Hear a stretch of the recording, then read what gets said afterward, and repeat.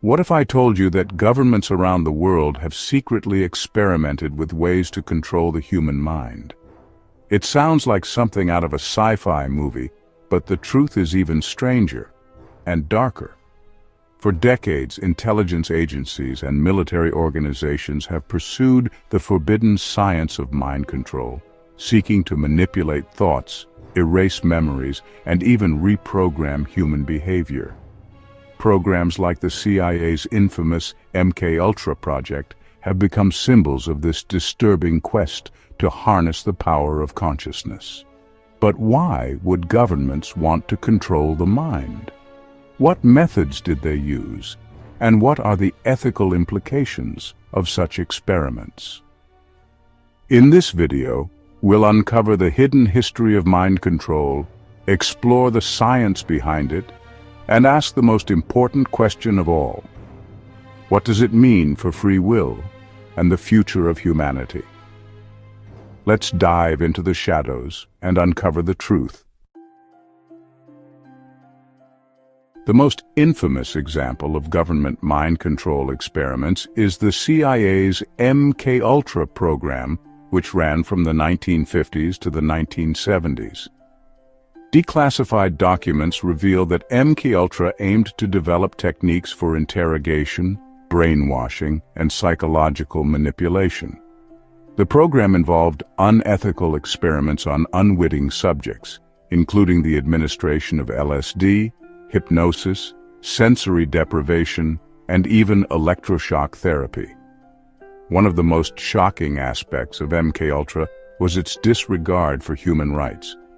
Many participants suffered severe psychological damage, and some even died. But MKUltra was just the tip of the iceberg. Similar programs, such as the U.S. Army's Project Artichoke and the British government's experiments with LSD, reveal a global obsession with controlling the mind. These programs raise troubling questions. How far were governments willing to go in their pursuit of mind control? And what did they ultimately discover about the nature of consciousness? At the heart of mind control experiments lies a fundamental question. Can consciousness be manipulated, and if so, how? Scientists have long known that the brain is highly adaptable, a quality known as neuroplasticity. This means that external stimuli, such as drugs, hypnosis, or trauma, can alter brain function and even reshape personality. For example, psychedelics like LSD were used in MKUltra because they disrupt normal thought patterns, making the mind more susceptible to suggestion. Similarly, sensory deprivation tanks were used to induce hallucinations and break down mental resistance. Modern neuroscience has also explored techniques like transcranial magnetic stimulation, TMS, and deep brain stimulation, DBS, which can directly influence brain activity. While these technologies have legitimate medical uses, they also have the potential for misuse. The science of mind manipulation forces us to confront a chilling possibility. If consciousness can be controlled, what does that mean for our autonomy and identity? The pursuit of mind control raises profound ethical questions. At its core, this research challenges the very concept of free will, the idea that we are in control of our thoughts and actions. If governments or other entities can manipulate consciousness, does free will even exist? Philosophers like Immanuel Kant have argued that free will is essential to human dignity, while neuroscientists like Benjamin Libet have suggested that our decisions may be influenced by unconscious processes. The ethical implications of mind control are staggering. Who has the right to control another person's mind? What happens to individual rights and freedoms in a world where consciousness can be hacked? And how do we prevent such technologies from being used for oppression or exploitation? These questions are not just theoretical. They have real-world consequences for how we navigate the future of neuroscience and artificial intelligence. While programs like MKUltra may seem like relics of the past, the science of mind control is more relevant than ever. Advances in neuroscience, artificial intelligence, and biotechnology have opened up new possibilities for manipulating consciousness.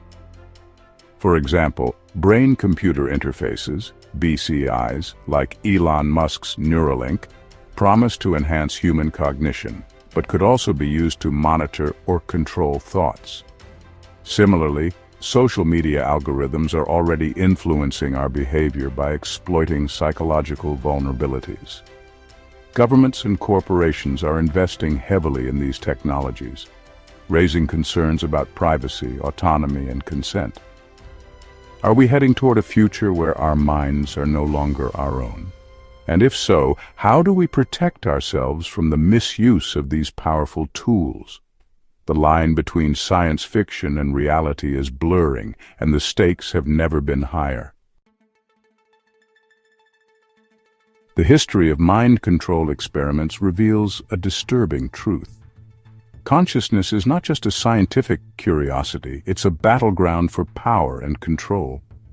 Governments, corporations, and other entities have sought to harness the mind for their own purposes, often at the expense of individual rights and freedoms. But this also raises a deeper question. What is consciousness, and why is it so valuable? Some scientists and philosophers argue that consciousness is the fundamental fabric of reality, a universal property that connects all living beings. If this is true, then manipulating consciousness is not just an ethical violation, it's a violation of the very essence of existence. As we move forward, we must ask ourselves, how do we balance the potential benefits of mind-altering technologies with the need to protect our autonomy and humanity? The future of consciousness is in our hands, and the choices we make today will shape the world for generations to come.